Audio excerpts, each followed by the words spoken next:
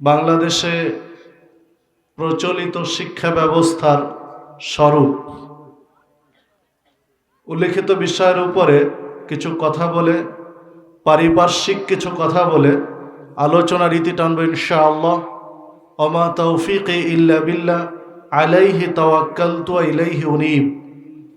সম্মানিত দিনী ভাতৃমণ্ডলী, আমার পরে অনেক আলোচক অপেক্ষায় আছেন, অনেক বড় বড় আলোচক বিদগ্ধ পণ্ডিতগণ আছেন। বিদায় সময় খুবই কম, সংক্ষিপ্ত পরিসরে কিছু কথা বলে শেষ করবো ইনশাআল্লাহ। সম্মানিত দিনী ভাতৃমণ্ডলী, একটি দেশ, একটি জাতি, একটি গোষ্ঠী উন্নতি অগ্রগতি এর পিছনে যতগুলো বিষয় সংশ্লিষ্ট থাকে, তন্মধ্যে সবচেয়ে গুরুত্বপূর্ণ ভূমিকা পালন করে সেটি হচ্ছে শিক্ষা। একটি দেশ, একটি জাতি, একটি সভ্যতা, সংস্কৃতি টিকিয়ে রাখার ক্ষেত্রে, উন্নতির ক্ষেত্রে সবচেয়ে বড় ভূমিকা পালন করে শিক্ষা। এই জন্যই দেখুন, ইসলামের সূচনাই কিন্তু শিক্ষা দিয়ে। আল্লাহ রাব্বুল আলামিন নবী মুহাম্মদ রাসূলুল্লাহ সাল্লাল্লাহু আলাইহি ওয়াসাল্লামকে সর্বপ্রথম যেই বাণী দিলেন, নবুয়তের সূচনা করলেন যেই কথা দিয়ে, সেটি হচ্ছে ইকরা বিইসমি রাব্বিকাল্লাযী খলাক। পড়ুন আপনার প্রভুর নামে যিনি আপনাকে সৃষ্টি করেছেন। মানে শিক্ষা দিয়ে, পড়া দিয়েই ইসলামের অগ্রযাত্রা, ইসলামের সূচনা পড়া দিয়েই। পড়াশোনার বিকল্প নেই। এই শিক্ষা ব্যবস্থা যদি বাংলাদেশের চিন্তা করি, বর্তমান সময়ে অনেক শাখা প্রশাখার মধ্য থেকে আমরা তিনটা ভাগ নিয়ে আসতে পারি। অল্প কথায় তিন ভাগে বিভক্ত করতে পারি। প্রথমত তিন ভাগকেও দুই ভাগে আনতে পারি। একটি হচ্ছে সাধারণ শিক্ষা, আর একটি হচ্ছে মাদ্রাসা শিক্ষা। জেনারেল শিক্ষা আর ধর্মীয় শিক্ষা, মাদ্রাসা শিক্ষা। এই মাদ্রাসা শিক্ষা নিয়ে যদি ভাবি, তখন এটা আবার দুই ভাগে বিভক্ত।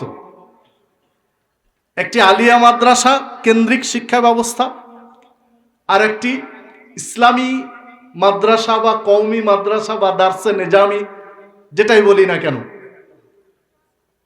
তো এই তিন ধারার শিক্ষা ব্যবস্থা চলছে বাংলাদেশ। জেনারেল শিক্ষা ব্যবস্থা, আলিয়া মাদ্রাসা কেন্দ্রিক শিক্ষা ব্যবস্থা এবং ইসলামের শিক্ষা ব্যবস্থা। সম্মানিত উপস্থিতি, দেখুন, আমরা যদি একটু অতীতে ফিরে যাই, তাহলে দেখতে পাই ভারত উপমহাদেশ 190 বছর শাসন করেছে ব্রিটিশ, ইংরেজরা। 190 বছরে তাদের প্ল্যান, পরিকল্পনা ইচ্ছা মতো পেশ করেছে এই ভারত উপমহাদেশে। 1853 সালে লর্ড বেন্টিকের নেতৃত্বে যখন ভারত উপমহাদেশের সামরিক সচিব ছিল লর্ড ম্যাকলে, তো লর্ড ম্যাকলেকে একটা দায়িত্ব দিয়েছে যে ভারত উপমহাদেশে এমন একটা শিক্ষা নীতি প্রণয়ন করে দাও, শিক্ষার এমন একটা রূপরেখা দাঁড় করাও যে ভারত উপমহাদেশের মানুষ রক্তে মাংসে হবে বাঙালি, কিন্তু চিন্তা চেতনায় হবে বিলেতি, মানে ব্রিটিশপন্থী। এদেশের মানুষ এমন ভাবে শিক্ষা দীক্ষায় বেড়ে উঠবে যে তারা রক্তে মাংসেই শুধু বাঙালি হবে, কিন্তু তাদের চিন্তা চেতনা হবে ব্রিটিশদের মতো। এইরকম একটা শিক্ষা নীতি, শিক্ষা ব্যবস্থা দাঁড় করিয়ে দাও। তারা কিন্তু চেষ্টা করেছে, তারা দিয়ে গেছে। ঘৃণা ভরেও ধন্যবাদ জানাতে হয় যে লর্ড ম্যাকলের চিন্তা, ধন্যবাদ, সুন্দর ভাবে গুছিয়ে রেখে গিয়েছিল, যা আমরা গ্রাসে গিলেছি। সম্মানিত উপস্থিতি, 190 বছর ব্রিটিশদের গোলামি করেছি, ওই গোলামি থেকে আজও বের হতে পারিনি শিক্ষা ব্যবস্থা নিয়ে। দেখুন, 190 বছর তাদের গোলামি করলাম, তাদের শিক্ষানীতি নিয়ে চললাম।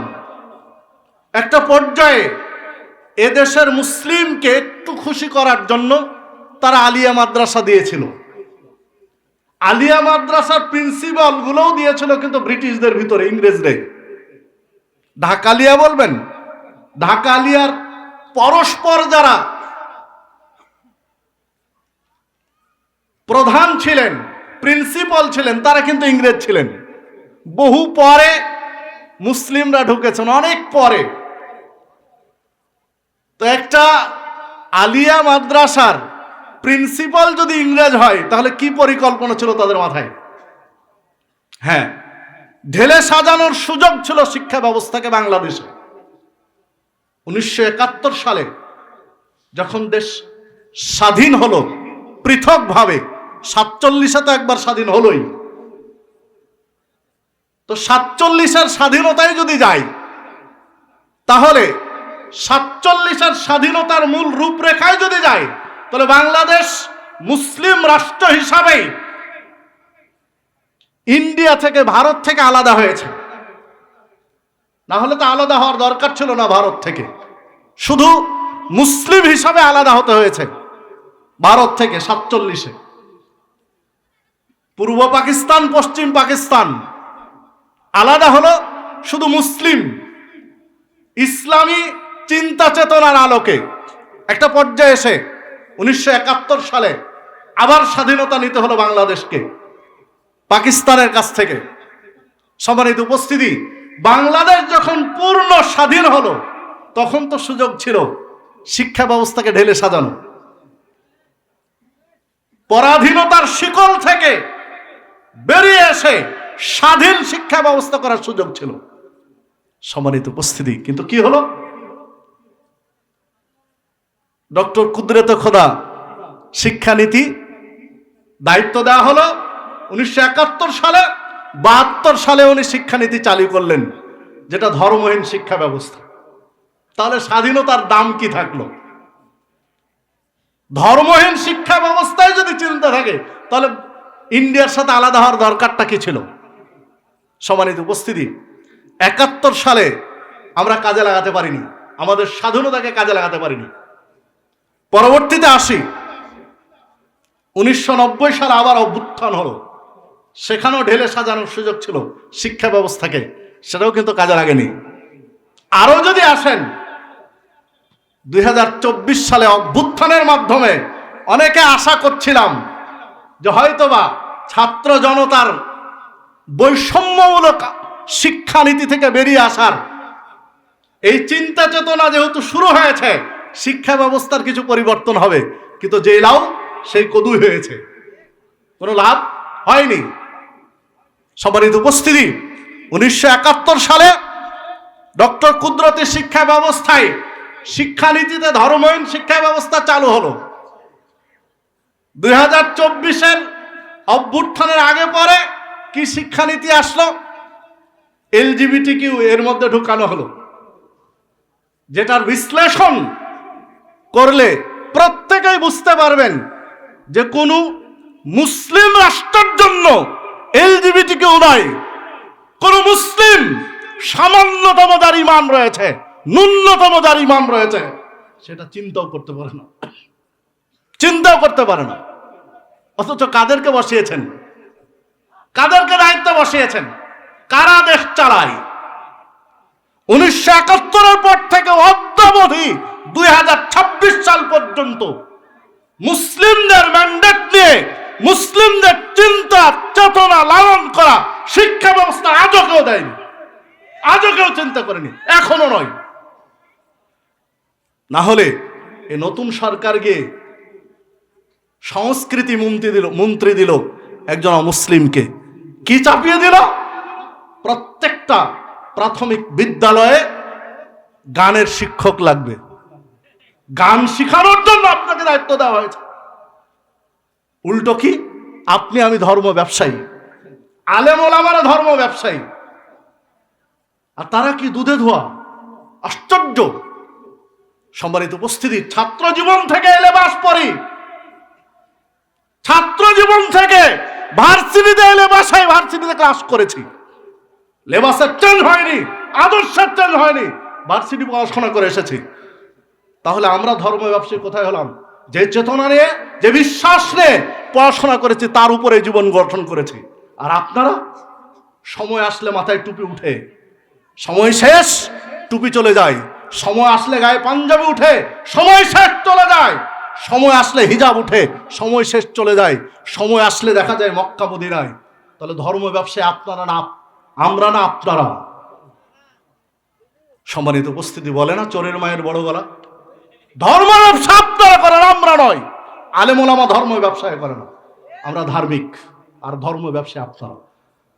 নাহলে চিন্তা করতে পারেন, যে দেশে 90-95% মুসলিম, এই দেশে গানের শিক্ষক দরকার।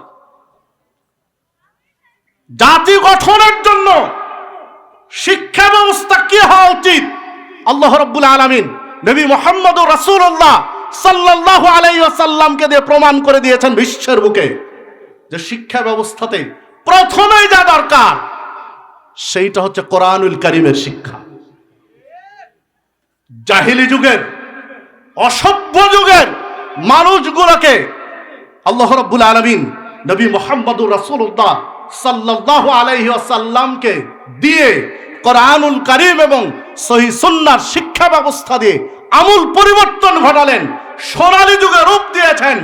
১৫০০ বছর পার হয়ে গেছে, আজও এই রকম সমাজ ব্যবস্থা পৃথিবী থেকেও দেখাতে পারেনি। তো সেই শিক্ষা ব্যবস্থাই দরকার, সেটাই নেই। দরকার ছিল যে প্রত্যেকটা পড়াশোনা, সেটা হোক ইংলিশ মিডিয়াম, সেটা হোক আরবি মিডিয়াম, সেটা হোক বাংলা মিডিয়াম, সেটা স্কুল হোক, সেটা কলেজ হোক, যাই হোক না কেন, প্রত্যেকটা শিক্ষা ব্যবস্থায়, প্রত্যেকটা শিক্ষার স্তরে কোরআনুল কারীমের শিক্ষা আবশ্যক হওয়া উচিত ছিল জাতি পরিবর্তন করতে হলে। কিন্তু সেটা দেওয়া হয়নি, কোথাও দেওয়া হয়নি। নামকাওয়াস্তে ধর্ম শিক্ষা, ইসলাম শিক্ষা একটা সিলেবাস রয়েছে, একটা সাবজেক্ট রয়েছে, যেটাও জগা খিচুড়ি ইসলাম দিয়ে পরিপূর্ণ করা আছে, প্রকৃত ইসলাম নয়। তারপরও মাঝে মাঝে ওটার উপরে হস্তক্ষেপ আসে। যখনই শিক্ষা কমিশন আর কেউ আসে, চেঞ্জ হয়, তখনই আগে ওই ধর্ম শিক্ষার উপরে হস্তক্ষেপ আসে, মানে ওটাই গায়ের কাঁটা। আর পরিচয়ের সময় ঠিকই মুসলিম বলছি। সম্মানিত উপস্থিতি, যে কথা বলছিলাম, যে শিক্ষা ব্যবস্থায় কোরআনুল কারীম এবং সহিহ হাদিসের সমন্বয় ঘটানো না গেলে এই জাতির চেঞ্জ হবে না। আজ এই সময় এসে স্বাধীনতার 54-55 বছর পরে লর্ড ম্যাকলের সেই চিন্তা নিয়ে এখনো লালন হচ্ছে যে রক্তে মাংস হবে বাঙালি, কিন্তু চিন্তা চেতনা হবে ব্রিটিশই। এই জন্যই তো LGBTQ ট্রান্সজেন্ডার শিক্ষার ভিতরে ঢোকানো হচ্ছে, এর জন্যই তো ঢোকানো হচ্ছে শিক্ষা ব্যবস্থার ভিতরে, যে প্রত্যেকটা ছাত্র, প্রত্যেকটা স্কুলে গানের শিক্ষক দিতে হবে। ওই যে ব্রিটিশরা দিয়ে গেছে চেতনা, সেই চেতনায় লালন করছে। সম্মানিত উপস্থিতি, আসুন আপনি আমি ঐক্যবদ্ধ হয়ে ইসলামী শিক্ষা বাস্তবায়নের জন্য সর্বাত্মক চেষ্টা করি। সরকার মাঝে মাঝেই, যেই সরকারে আসে, নারীর ক্ষমতায়ন, নারীর উন্নয়ন, এই স্লোগান তুলতে তুলতে মুখে ফেনা উঠাইয়া দেয়। সম্পূর্ণ মিথ্যা একটা বানাওয়ার চিন্তা করে। নারীর উন্নয়ন চিন্তা নেই, কি একাকার চিন্তা, মিক্সড করে দেওয়ার চিন্তা। যদি নারীর ক্ষমতায়ন, নারীর উন্নয়ন, নারী শিক্ষার অগ্রগতি চিন্তা করেন, সম্ভব। বাংলাদেশে প্রায় 61টি সরকারি বিশ্ববিদ্যালয় রয়েছে। 30টি সরকারি বিশ্ববিদ্যালয় করে দেন মেয়েদের জন্য, 31টা করে দেন ছেলের জন্য। দেখেন 30টা বিশ্ববিদ্যালয়ের ভিসি থেকে শুরু করে ঝাড়ুদার পর্যন্ত সবাই হবে মেয়ে। নারীদের ক্ষমতায়ন বাড়ে কিনা আপনি চিন্তা করেন। বাংলাদেশে 116টির অধিক প্রাইভেট বিশ্ববিদ্যালয় আছে, সেটিও জোন অনুযায়ী, এরিয়া অনুযায়ী দুই ভাগ করে দেন। ছেলেদের মেয়েদের পৃথক করে দেন। ছেলেদের আপ টু বটম হবে ছেলে, মেয়েদের আপ টু বটম হবে মেয়ে। শিক্ষক থেকে শুরু করে সবকিছুই আলাদা করা সম্ভব। নারীদের অর্থায়ন করতে চাইলে কর্মসংস্থানগুলো দুই ভাগে ভাগ করা সম্ভব। কর্মসংস্থানের প্রত্যেকটা স্তর দুই ভাগে ভাগ করা সম্ভব। মেয়েদের কর্মসংস্থান আলাদা, ছেলেদের কর্মসংস্থান আলাদা। এতে নারীর অর্থায়ন, ক্ষমতায়ন যা চাচ্ছেন সেটাও হবে। দেশ জাতি ভালো হবে।